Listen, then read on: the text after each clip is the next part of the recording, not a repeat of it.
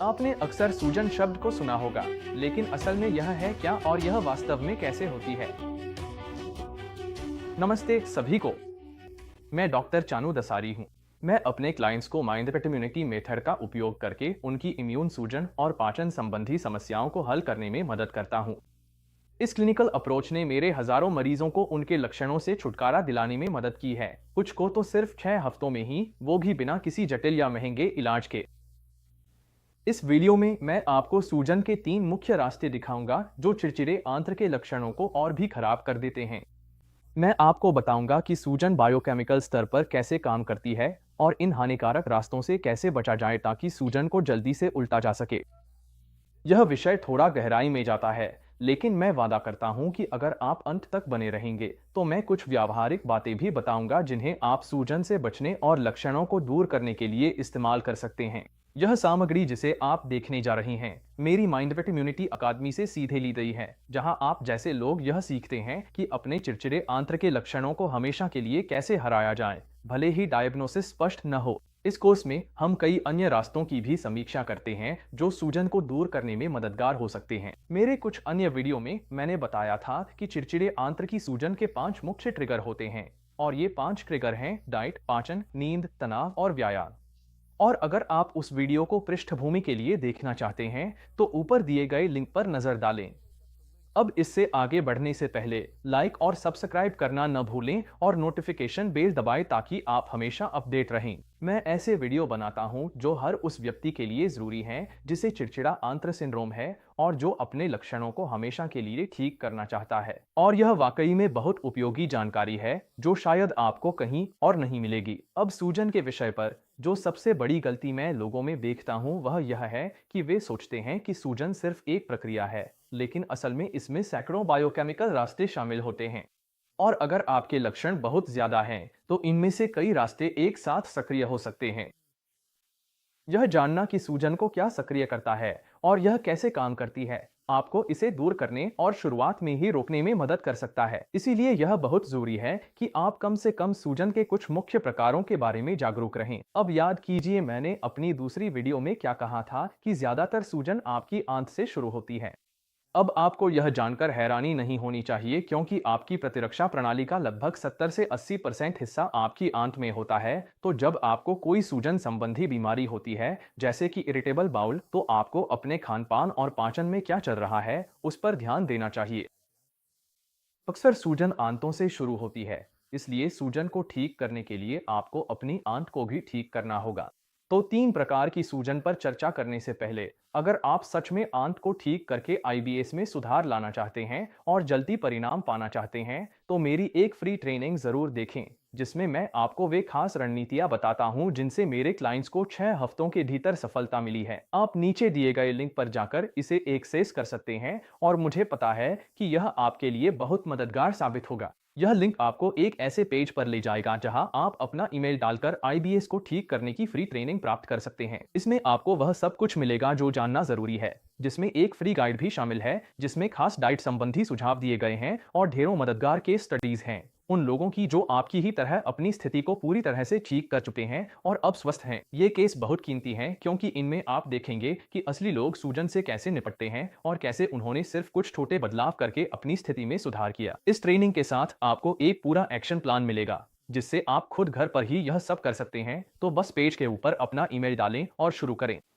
अब आइए बात करते हैं सूजन के 3 प्रकारों के बारे में। मैंने यह वीडियो पहले रिकॉर्ड किया था और इसमें बताया गया है कि इम्यून सिस्टम 3 तरीकों से कैसे सक्रिय होता है। हिस्टामिन मार्ग शायद सबसे महत्वपूर्ण रास्तों में से एक है जिसे जानना जरूरी है। यह मेरे एक मरीज का उदाहरण है जिसके पेट में कैंडिडा की अधिकता के कारण उसके इओसिनोफिल्स की मात्रा बहुत ज्यादा थी। उसके शरीर में हिस्टामिन का स्तर इतना ज्यादा था कि बस हल्के से त्वचा को छूने पर ही 30 सेकंड में वह चमकीले चुकंदर जैसे लाल रंग की हो जाती थी। इसे डर्माटोग्राफिया कहा जाता है और यह वास्तव में पित्ती हाइव्स का एक रूप है। दुर्भाग्य से बहुत से लोगों को हमेशा इस तरह की हिस्टामिन प्रतिक्रिया होती है और उन्हें इसका कोई अंदाजा भी नहीं होता। मैं बस एक गलतफहमी को ठीक करना चाहता हूँ। अधिकतर लोग सोचते हैं कि अगर उन्हें एलर्जी है तो वह किसी बाहरी चीज जैसे घास, घूसा, फूल, घूल या फफूंदी से हो रही है। हालांकि यह आंशिक रूप से सही है, लेकिन यह जानना जरूरी है कि इंसानी शरीर में ज्यादातर हिस्टामिन असल में आंतों में मौजूद बैक्टीरिया द्वारा बनता है, जो हिस्टिडीन को हिस्टामिन में बदलते हैं। हिस्टिडीन एक अमीनो एसिड है जो कुछ खास प्रकार के प्रोटीन में पाया जाता है। यह हिस्टिडीन हिस्टामिन में बदल जाता है, जो शरीर में एलर्जिक रिएक्शन को ट्रिगर करता है। इसलिए हिस्टिडीन युक्त खाद्य पदार्थों और हिस्टामिन को उत्तेजित करने वाले खाद्य पदार्थों दोनों को सीमित करना जरूरी है। इनमें शेलफिश, मूंगफली और अनानास जैसी चीजें शामिल हैं, लेकिन सबसे बड़ा उत्तेजक असल में साधारण कार्बोहाइड्रेट होते हैं, जैसे चीनी, bread, crackers, chips, juice, pasta, toffee और कुछ प्रकार के फल। पता चलता है कि ये सभी मीठे खाद्य पदार्थ हानिकारक बैक्टीरिया को पोषण देते हैं और कैंडिडा के अत्यधिक विकास को उत्तेजित करते हैं, जो एक प्रकार का यीस्ट और फंगस है। ये हानिकारक बैक्टीरिया और कैंडिडा रक्त प्रवाह में बहुत अधिक मात्रा में हिस्टामिन का उत्पादन करते हैं, जिससे एलर्जी, थकान, अपच, चकत्ते, पित्ती, शरीर में दर्द और बहती नाक जैसी समस्याएं होती हैं। तो हम इस जानकारी का फायदा कैसे उठा सकते हैं?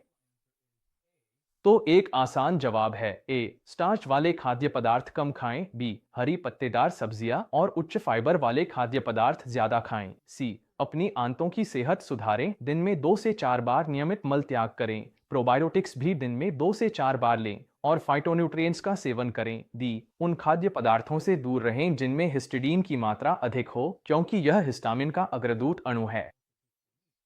अब यह बताना अच्छा रहेगा कि ज्यादातर लोग सोचते हैं कि आंतों में बैक्टीरिया की अधिकता या कैंडिडा को साफ करने के लिए आपको एंटीबायोटिक या एंटीफंगल लेना जरूरी है। असलियत यह है कि आपको बस दिन में 2 से 4 बार मल त्याग करना चाहिए, ताकि आप अपने जठरांत्र तंत्र से अनचाहे जीवाणुओं को बाहर निकाल सकें। फिर आप दिन में 2 से 4 बार प्रोबायोटिक्स लेकर अपने सिस्टम को दोबारा स्वस्थ कर सकते हैं। अगर आप ऐसा करते हैं तो एंटीबायोटिक्स और एंटीफंगल्स की शायद ही कभी जरूरत पड़ती है। इसके अलावा अगर आप एंटीबायोटिक या एंटीफंगल लेते भी हैं, तो बस याद रखें कि यह केवल पहले कुछ दिनों के लिए ही असर करता है। उसके बाद जठरांत्र तंत्र में फिर से बैक्टीरिया और कैंडिडा की वृद्धि हो जाती है, खासकर अगर आहार खराब है। हिस्टिडीन मार्ग को संक्षेप में समझें तो हमारे आहार में मौजूद हिस्टिडीन अमीनो एसिड कुछ ऐसे खाद्य पदार्थों के सेवन पर हिस्टामिन में बदल जाते हैं, जो सिस्टम में बैक्टीरिया और कैंडिडा की अधिकता का कारण बनते हैं। यह हिस्टामिन जो रक्त प्रवाह में निकलता है, वह एलर्जी, साइनस से पानी आना, गला खराब होना, खुजली, पपड़ीदार और सूखी त्वचा, अस्थमा, सांस फूलना, दर्द और थकान पैदा करता है। ठीक है, अब हम आगे बढ़ेंगे। यह है एराकिडोनिक एसिड मार्ग। सभी पशु कोशिकाओं की झिल्ली में वसा और कोलेस्ट्रॉल होते हैं, जो हमारे शरीर में एराकिडोनिक एसिड और साइटोकाइंस में बदल जाते हैं और सूजन उत्पन्न करते हैं। क्या सभी पशुजनित उत्पादों में एराकिडोनिक एसिड होता है? नहीं, केवल मांस और वसा युक्त डेयरी उत्पादों में। याद रखें, एराकिडोनिक एसिड प्रोटीन घटक से नहीं आता। यह कोशिका की दीवार में मौजूद वसा और कोलेस्ट्रॉल से आता है। तो उदाहरण के लिए अंडे की सफेदी शुद्ध प्रोटीन है, इसलिए उसमें एराकिडोनिक एसिड नहीं होता। समुद्री और गाय के कोलेजन में भी एराकिडोनिक एसिड नहीं होता। फैट फ्री दही और बोन ब्रॉथ इसके अन्य उदाहरण हैं। लेकिन जैसे कि लाल मांस में बहुत अधिक वसा और कोलेस्ट्रॉल होता है, इसलिए उसमें एराकिडोनिक एसिड का उत्पादन खास तौर पर ज्यादा होता है। लेकिन दुर्भाग्यवश सफेद मांस, पोल्ट्री और मछली में भी पर्याप्त मात्रा में एराकिडोनिक एसिड होता है, क्योंकि इनमें लिपिड कोलेस्ट्रॉल होता है। इसी वजह से मांस और डेयरी का सेवन सीमित करने से सूजन में सुधार आता है। अब मैं नमक के रास्ते के बारे में बात करना चाहता हूँ। तो बात यह है, हर कोई जानता है कि जब वे बहुत ज्यादा नमक खाते हैं तो अगले दिन उन्हें बहुत फूला हुआ और सूजन महसूस होती है।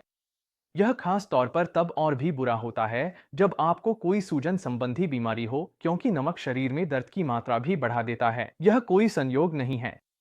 टेबल सॉल्ट यानी सोडियम क्लोराइड एक खास प्रकार की श्वेत रक्त कोशिका को सक्रिय करता है, जिसे H17 कहा जाता है।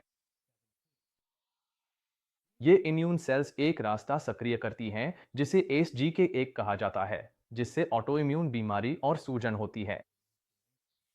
इसी वजह से अगर आपको किसी भी तरह की इम्यून, सूजन या पाचन संबंधी समस्या है, तो नमक से पूरी तरह बचना जरूरी है। अब ये भी याद रखें कि नमक बहुत सारे ऐसे खाने में होता है जिनके बारे में हम सोचते भी नहीं हैं। ज्यादातर पैक्ड फूड्स, डेजर्ट्स, बेक्ड सामान, सॉस में सोडियम की मात्रा बहुत ज्यादा होती है। इसके अलावा मुझे ये बात वाकई हैरान करने वाली लगी। चिकन में भी बहुत ज्यादा सोडियम होता है क्योंकि उसमें असल में नमकीन पानी इंजेक्ट किया जाता है। कई बार चिकन के असली वजन का 30% तक सिर्फ ये सलाइन नमकीन पानी होता है। इसलिए ध्यान दें, हो सकता है आप अनजाने में अपनी स्थिति और खराब कर रहे हों क्योंकि आप कुछ ऐसा खा रहे हैं जिसमें आपको लगता है कि नमक नहीं है, लेकिन उसमें होता है। अगर आप सोच रहे हैं कि एक अच्छा लिमिट क्या है, तो ऐतिहासिक रूप से कई लोगों ने 2 ग्राम यानी 2000 मिलीग्राम बताया है, लेकिन मुझे लगता है कि ये भी बहुत ज्यादा है। मुझे लगता है कि 1 ग्राम से भी कम या फिर 0.5 ग्राम यानी 500 मिलीग्राम, जो आधा ग्राम है, उतना रखना ज्यादा बेहतर है। और मैं ये इसलिए कह रहा हूँ क्योंकि शरीर के पास सामान्य खाने से भी नमक निकालने के तरीके होते हैं। ध्यान रखें, कुछ 100 साल पहले तक जब नमक को मांस को संरक्षित करने के लिए खोजा गया और नमक का व्यापार शुरू हुआ, तब तक इंसान कभी भी अपने खाने में नमक नहीं डालता था। ये भी पता चला है कि बहुत सारी सूजन और इम्यून से जुड़ी बीमारियां उन देशों और जगहों पर ज्यादा आम थीं जहां लोग ज्यादा मात्रा में नमक खाते थे। मेरी राय में TNF अल्फा और IL-6 सबसे महत्वपूर्ण में से एक हैं। जब भी शरीर में सूजन के लिए कोई ट्रिगर होता है, तो शरीर के पास या तो सही तरीके से उससे निपटने का विकल्प होता है या फिर गलत तरीके से। अगर इम्यून सिस्टम यह तय करता है कि वह गलत तरीके से प्रतिक्रिया करेगा, तो शरीर ऐसी सूजन पैदा करेगा जो अपनी ही ऊतकों पर हमला करेगी। IL-6 और TNF अल्फा सेल सिग्नलिंग अणु हैं जिन्हें आप खून में माप सकते हैं, और ये यह भविष्यवाणी करते हैं कि शरीर अस्वस्थ प्रतिक्रिया देगा या स्वस्थ प्रतिक्रिया। असल में ये साइटोकाइंस कई तरह की पुरानी बीमारियों में शामिल होते हैं। IL-6 और TNF अल्फा के सबसे शक्तिशाली सक्रियकों में से एक है आहार में वसा, खासकर जानवरों की वसा, विशेष रूप से लाल मांस, लेकिन आमतौर पर सभी मांस। मक्खन, डेयरी और पनीर भी समस्या पैदा करते हैं। जिन लोगों में IL-6 और TNF अल्फा का स्तर सबसे कम होता है, वे फाइटोन्यूट्रिएंट डाइट का पालन करते हैं, जिसमें बहुत सारी सेहतमंद सब्जियां और जैतून के तेल जैसे अच्छे वसा शामिल होते हैं। अन्य चीजें जो कारगर हैं, उनमें इंटरमिटेंट फास्टिंग भी शामिल है। यहाँ एक और दिलचस्प अध्ययन है जो दिखाता है कि भले ही आप पूरी तरह से सही भोजन न करें, लेकिन आहार में फाइटोन्यूट्रिएंट्स और खासकर पॉलीफेनोल्स की मात्रा बढ़ाने से आंतों में भोजन से IL-6 का उत्पादन कम हो जाता है। इसका मतलब है कि अगर आप पेपरोनी पिज्जा भी खा लें, तो उसके बाद अगर आप कोई फाइटोन्यूट्रिएंट युक्त चाय पी लें, तो यह वसा के प्रभाव को कम कर देती है, जैसे कि एक बचाव तंत्र की तरह। साथ ही मैं आपको यहाँ एक और ज्ञान का मोती देने जा रहा हूँ। इन स्तरों को कम करने के लिए आप जो सबसे आसान चीज कर सकते हैं, वह है विटामिन डी का सप्लीमेंट लेना। पता चला है कि अगर आपके शरीर में विटामिन डी की कमी है, तो IL-6 और TNF अल्फा के स्तर बहुत बढ़ जाते हैं। यही एक थ्योरी है कि क्यों भूमध्य रेखीय देशों जैसे अफ्रीका में, जहां लोगों को सूरज की रोशनी से पर्याप्त विटामिन डी मिलता है, वहां बीमारियों के प्रति इम्यून रिस्पॉन्स बेहतर होता है। ठीक है, मुझे उम्मीद है कि आपको यह वीडियो पसंद आया होगा। अब मैं जानना चाहता हूं कि आपको किस तरह की सूजन होती है और आपने कौन-कौन से उपाय आजमाए हैं। नीचे कमेंट करें और अपने विचार बताएं। अगर आपको पसंद आया हो तो मेरे चैनल को सपोर्ट करें, शेयर करें और सब्सक्राइब करें। @दसूरी पर फॉलो करें। जैसा कि हमेशा, यह थे डॉक्टर चानू दासुरी माइंड वेट इम्यूनिटी क्लिनिक के साथ, और मैं आपसे अगली बार मिलूंगा।